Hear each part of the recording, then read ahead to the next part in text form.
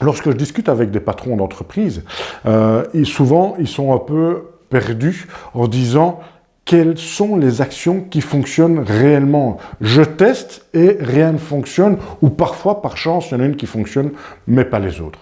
Moi, mon avis par rapport à ceci, s'il vous plaît, en tant que patron d'entreprise, en tant qu'indépendant, en tant que porteur de projet, vous devez absolument avoir une logique dans votre démarche commerciale et marketing. C'est utopique de croire que vous atteindrez des résultats probants si vous n'avez pas une réflexion, une intelligence commerciale et marketing. Et la première étape de cette intelligence, de cette démarche, c'est simplement de diagnostiquer votre projet, votre entreprise aujourd'hui. Aujourd'hui, qu'est-ce que vous avez fait qui a fonctionné? Qu'est-ce que vous avez fait qui n'a pas fonctionné? Quelles sont les menaces qui peuvent peser par rapport à votre business? Les menaces en termes d'évolution technologique, en termes de concurrence, en termes simplement de tendance. Donc, qu'est-ce qui peut faire qu'aujourd'hui, votre activité subisse son environnement extérieur? Peut-être aussi analyser quelles sont les faiblesses de votre entreprise, puisque je ne connais pas une seule entreprise qui soit à 100% optimale. Et donc, en interne, vous pouvez aussi analyser qu'est-ce qui fonctionne ou qu'est-ce qui ne fonctionne pas.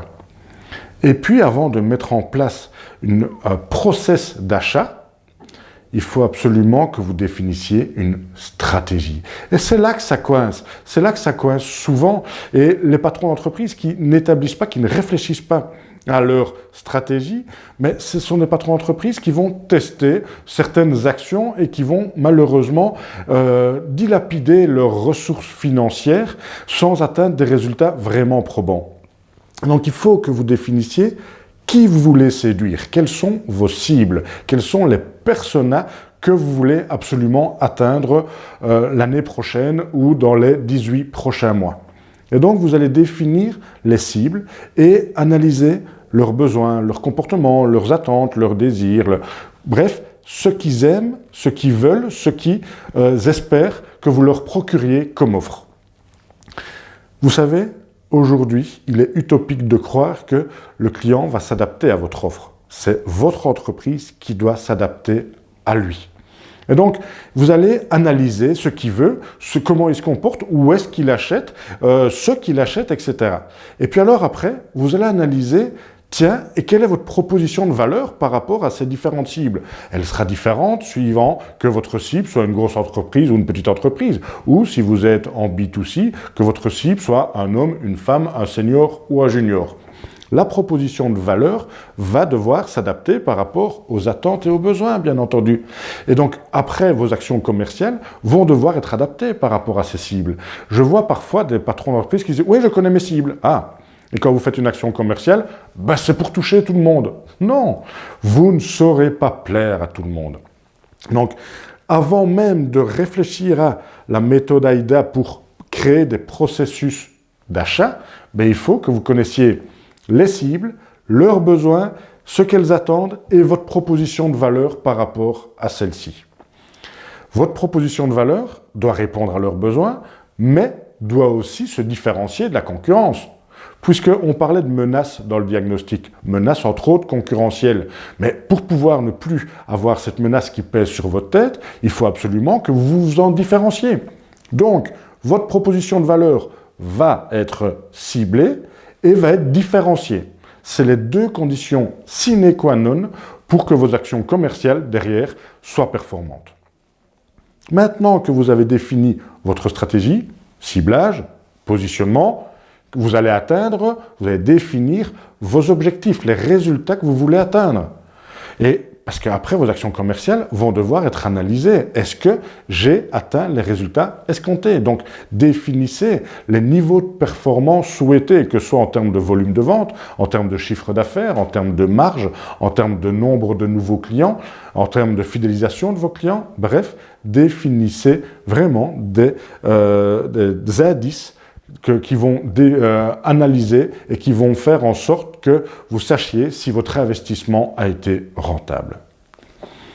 Une fois que vous avez tout ça, là maintenant, vous pouvez mettre en place des actions commerciales et marketing pour amener le client à l'achat chez vous.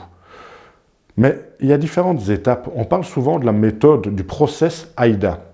AIDA, c'est quoi? A-I-D-A. A pour capter l'attention de votre public, de votre marché. Il faut, donc c'est le stade cognitif, c'est la notoriété, il faut capter l'attention. Et puis alors, il y a le I, susciter l'intérêt. Donc il faut absolument que la personne que vous avez touchée soit intéressée par votre produit, votre offre. L'intérêt ne suffit pas, parce que capter l'attention et susciter l'intérêt, la personne, le prospect, n'a toujours pas réagi activement à votre offre. Et donc, il faut provoquer le désir. D comme désir, et là, il va falloir que votre prospect se qualifie et dise « Ok, là je suis intéressé, par exemple, je réserve une démo, ou bien je réserve un rendez-vous avec un commercial, etc. etc. » Donc il faut qu'il agisse dans cette troisième étape du process de vente. Quatrième étape, A pour provoquer l'achat. Provoquer l'achat, ce n'est pas fourguer un produit, c'est simplement casser les freins à l'achat. Les freins à l'achat, c'est peut-être le prix, mais aussi le manque de disponibilité immédiate du produit, ou bien ça peut être un packaging qui n'est pas adapté, ça peut être une méthode d'achat, c'est-à-dire par exemple pas de livraison et je n'ai pas de véhicule pour déménager ce meuble. Bref, il va falloir supprimer les freins à l'achat et provoquer cet achat. Beaucoup de patrons d'entreprise travaillent sur 2 stades. 2 étapes, alors qu'il y en a 4. Sur lesquelles est-ce qu'ils travaillent? Sur la première, ils font de la pub, comme ils disent, et sur la dernière, ils veulent absolument vendre. Mais vous savez, c'est comme une relation amoureuse. C'est pas parce que votre cible, entre guillemets, vous connaît qu'elle a envie de vous épouser. C'est la même chose. Un patron d'entreprise, un indépendant qui dit « j'ai fait de la pub, donc il doit venir acheter », c'est qu'il n'a rien compris. Il a passé les 2 étapes les plus importantes, qui sont la séduction. C'est vraiment susciter l'intérêt et provoquer le désir. C'est là que tout va se jouer. Susciter l'intérêt, c'est à un moment travailler sur votre image de marque. Est-ce que vous êtes crédible? Est-ce que votre expertise est reconnue? Est-ce que vous avez des valeurs? Est-ce que vous avez mis en place la RSE, donc la responsabilité sociétale des entreprises? Bref, est-ce que j'ai envie d'aller plus loin par rapport à cette démarche commerciale, à ce process d'achat?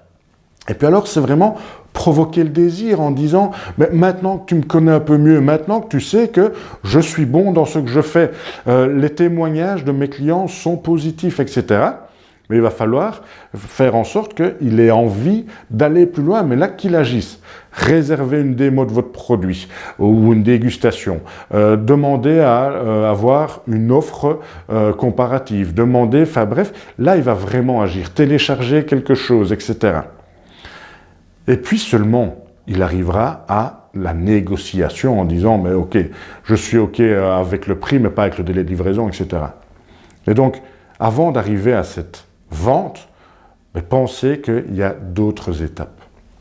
Mais surtout, entre ces 4 niveaux, donc, je le répète, capter l'attention, c'est le stade cognitif, et puis on a le stade affectif avec susciter l'intérêt et provoquer le désir, et enfin, 4e niveau, c'est le stade comportemental avec provoquer l'achat. Entre ces 4 niveaux, il doit y avoir des liens, et c'est là que les patrons se plantent royalement, c'est que ils disent « Ok, je fais un flyer, ok, je fais une publicité Google, ok, je fais une autre action en marketing. » Mais il n'y a pas de lien entre ces différentes étapes. Et donc, à un moment, ils ont un taux d'attrition énorme parce que leurs prospects ne savent plus comment faire pour aller un pas plus loin dans ce process d'achat.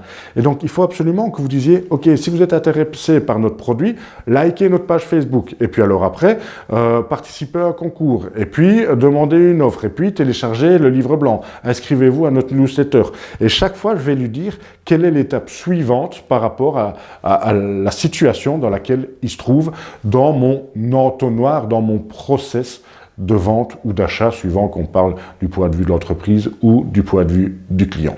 Et pour l'année prochaine, qu'est-ce que vous allez mettre en place? C'est là, maintenant, qu'il faut absolument que vous puissiez définir ça. C'est pas au feeling, au fur et à mesure des mois que vous allez dire, tiens, il faudrait que je fasse quelque chose. Il faut que vous ayez des leads en permanence pour, à un certain moment, avoir des ventes suffisantes que pour pouvoir avoir une activité pérenne et être rentable. Merci pour votre attention. Si vous avez des questions, je suis à votre entière disposition par mail sur la plateforme Management Academy ou en réagissant à ces webinaires sur notre plateforme. À très vite et je vous souhaite beaucoup de succès dans votre business.